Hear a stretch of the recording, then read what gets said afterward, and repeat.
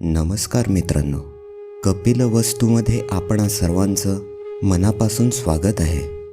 जर आपले मन नेहमी अशांत राहत असेल, प्रत्येक क्षणी डोक्यात विचारांचे वादळ वाहत राहत असेल, तर हा व्हिडिओ शेवटपर्यंत नक्की बघा.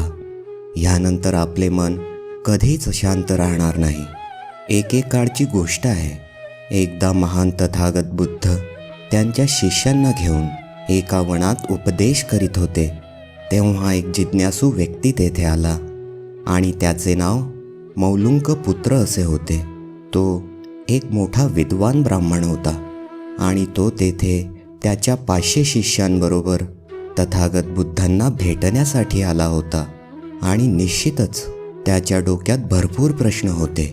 एका मोठ्या विद्वान व्यक्तीजवळ नेहमी खूप सारे प्रश्न हे असतातच. तथागत बुद्धांनी त्याच्या चेहऱ्याकडे पाहिले आणि ते म्हणाले, मौलुंक पुत्र, मी तुझ्या सर्व प्रश्नांची उत्तरे देणार, पण माझी एक अट आहे. जर तू माझी ती अट पूर्ण केलीस तेव्हाच मी तुझ्या सर्व प्रश्नांची उत्तरे देणार.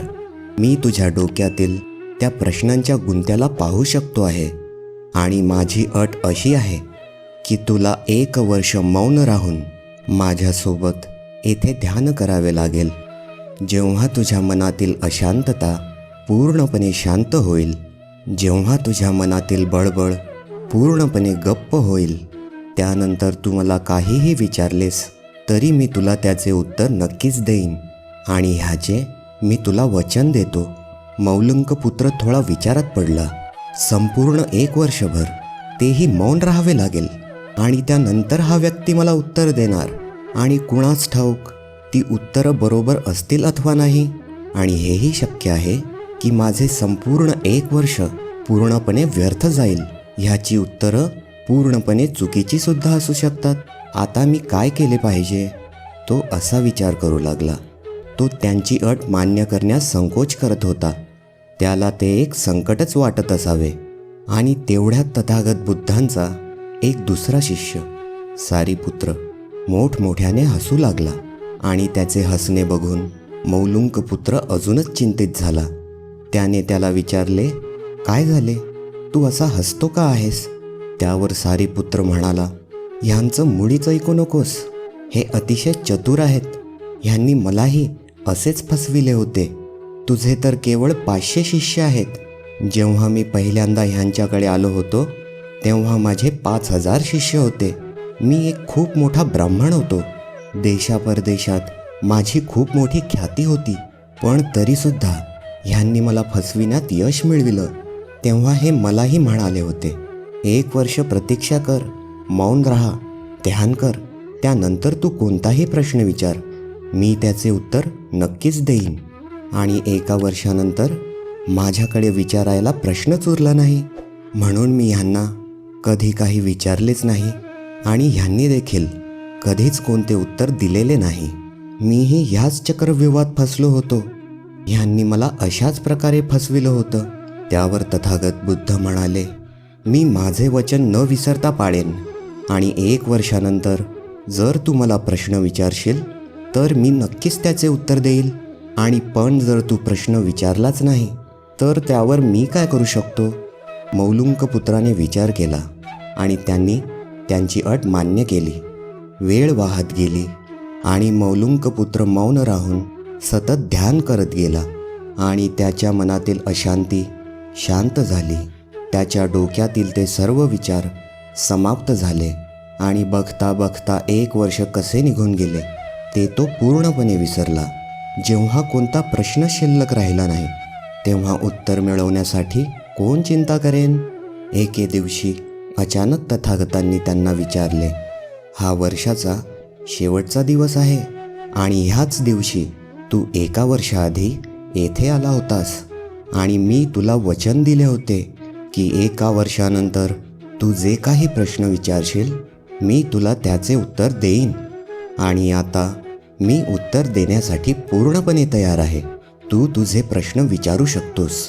ते ऐकून मौलुंक पुत्र मोठमोठ्याने हसू लागला आणि तो तथागतांना म्हणाला, तुम्ही मलाही फसविलं आहे. सारीपुत्र खरेच सांगत होता. आता विचारण्यासाठी माझ्याकडेही प्रश्न उरलेला नाही आहे. आता विचारण्यासाठी माझ्याकडे कोणताच प्रश्न शिल्लक राहिलेला नाही आहे. तर आता मी तुम्हाला काय विचारू? माझ्याकडे विचारण्यासाठी काहीच नाही आहे.